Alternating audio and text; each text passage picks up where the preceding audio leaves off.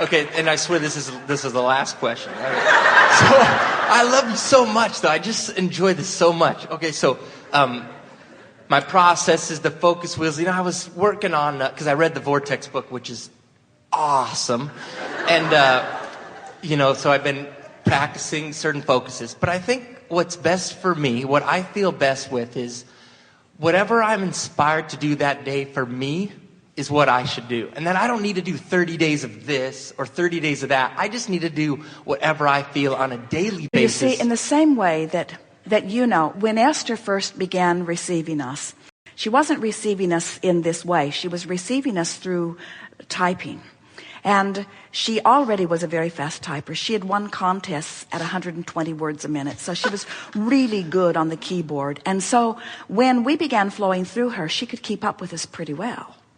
And then one day she said, it was before computers. It was in the days of the IBM Selectric typewriter. And Esther said, Abraham, I think I'm going to get a word processor. And do you think it's a good idea? And we said, stay with what you have, because the physical, kinesthetic sense of well-being that you have is important before this in the vortex stuff starts flowing through you. So in the same way that you want a DVD 1 and a DVD 2, where you're wanting to teach the mechanics of pitching, you're wanting to teach getting your body into shape, in other words, there is this physical part of everything that when that physical part is in place, there's an enhancement to your belief that makes you then more expectant of being able to deliver the dreams that you have identified. Okay. So what we're really getting at here with all of this is that, and what this gathering has really been about in a way that no other gathering has been as clearly, is that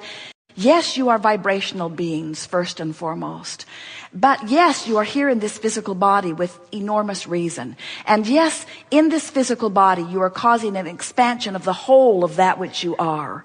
And in the blending of the non-physical you and the physical you, in the blending of the emotional you and the physical you, there is a satisfaction in life that cannot be achieved by being only non-physical or by being only physical. In other words, an intertwining of all that we all are is necessary for the joyful experience that you've come forth to live. Okay. And so what we really want to say to you in a way that we think you can hear it now more clearly than ever before is all of these processes that we offer were for the sake of sort of training your ability to focus. In other words, to show you that you have the ability of complaining or praising, that you have the ability of leaning negative or leaning positive, that you have options, and you've shown yourself that you have those options.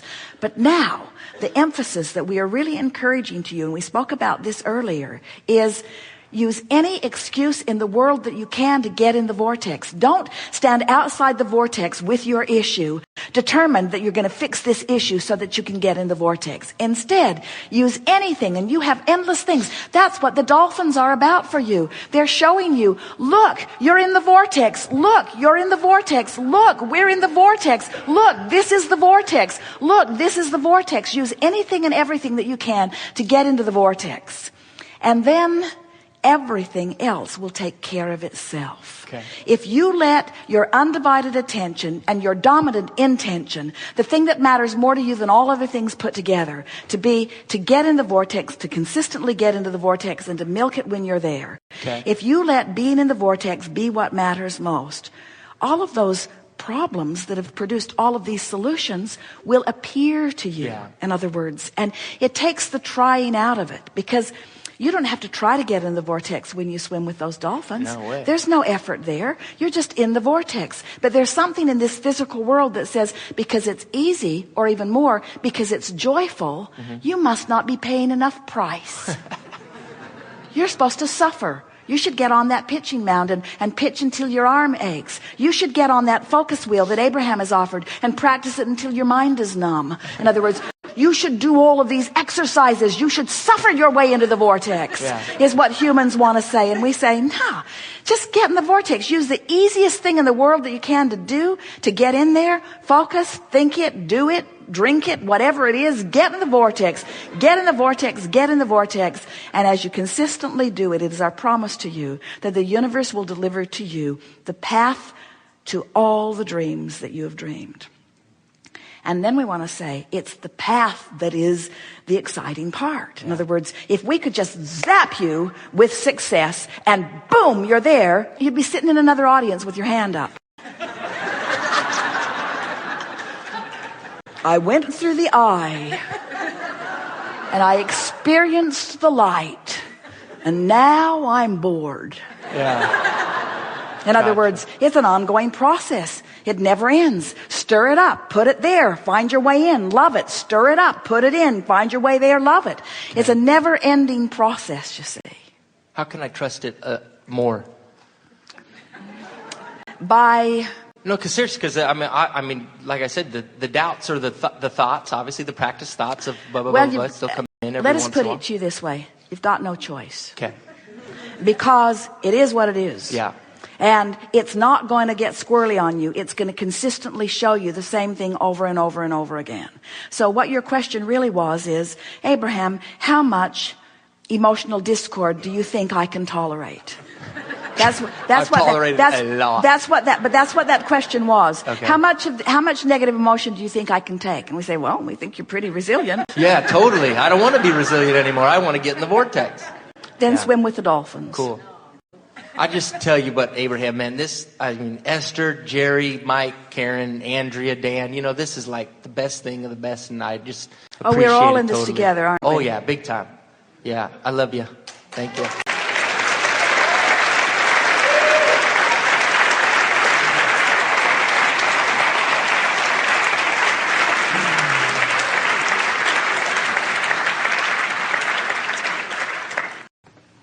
Well, you've been dancing around my question today, so I feel really fortunate to get to speak it. But the question when I get into those spaces and I start playing is, what really is this? We call death a transition or like a line between non-physical and physical, but I don't experience any line at all. Well, there is no line except the line that man assigns.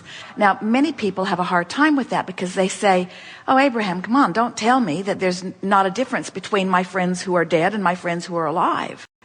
And we say, there is no difference because we're as dead as it gets.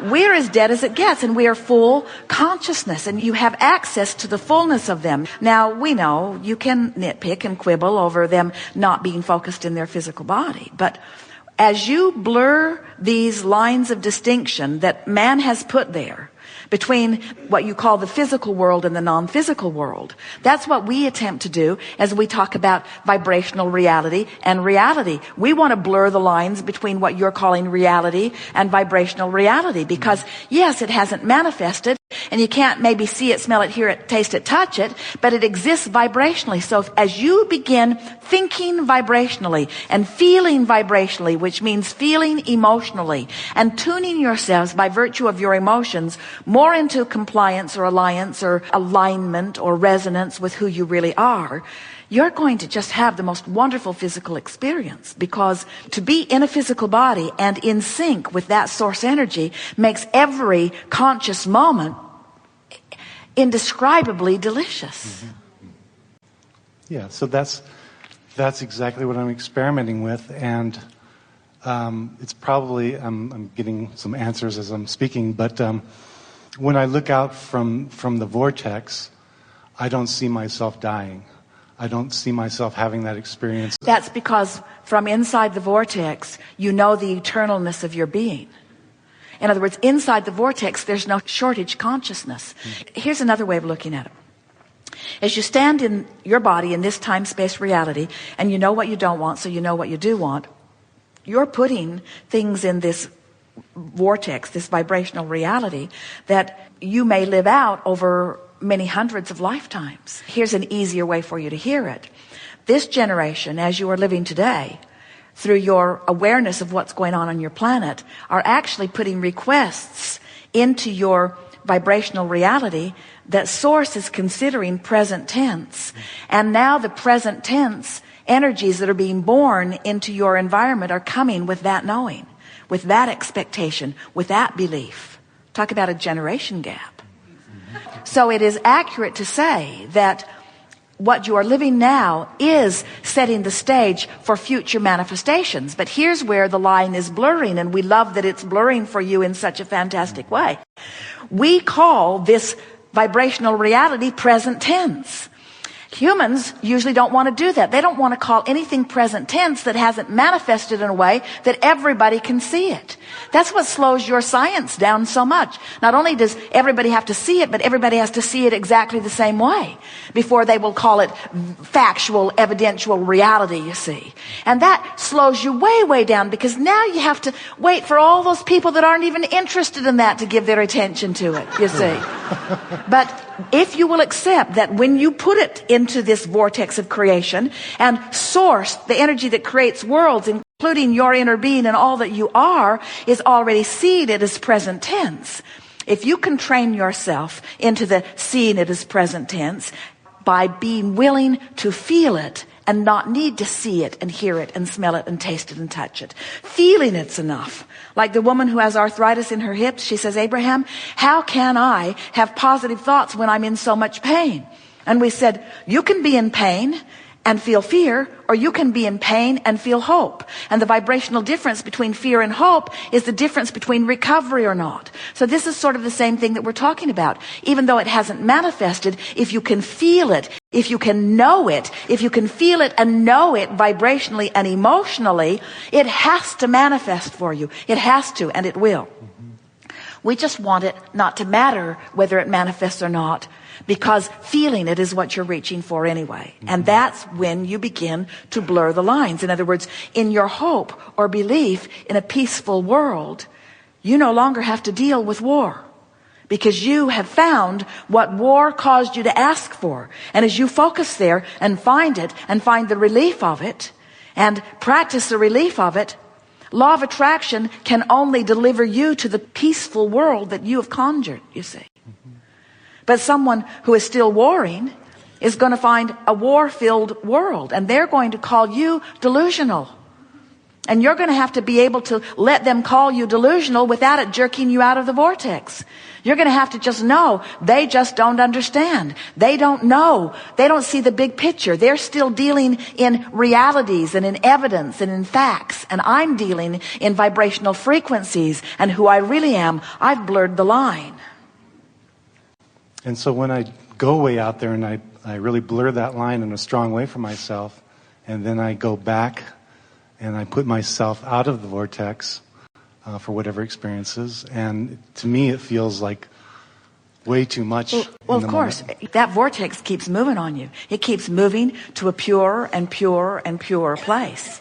That's why we say, as life causes you to know what you don't want, which causes you to ask for what you do want, every time you do that, that vortex spins in a stronger way and attracts in a stronger way. And if you don't make an effort to keep up with it, there's going to eventually be a separation between who you have become and who you're letting yourself be that you cannot stand. That's really what is at the basis of the death experience. When life causes you to be this and you don't go, then this calls you in such a powerful way that from wherever you are, you go. Do you understand that you existed before this body? Yes. And do you understand that even while you're in this body, the non-physical part of you exists? Yes. And do you get it, that there is a vibrational relationship between the two, and that's what your emotions are telling you? And the better you feel, the more in this moment in alignment you are with who you really are, and the worse you feel, the more out of alignment.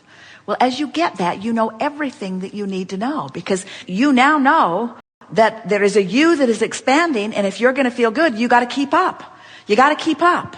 Keep up with what? Keep up with the expansion. What does that mean?